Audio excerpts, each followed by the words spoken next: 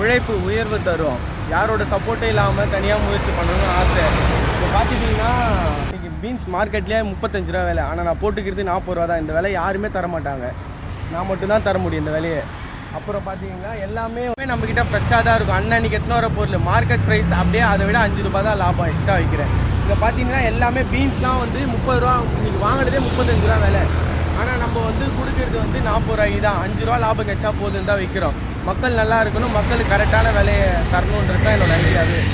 லெமன்லாம் பார்த்தீங்கன்னா 2 லெமனே 10 ரூபாய்க்கு கொடுப்பாங்க. ஆனால் நம்ம அப்படி கிடையாது.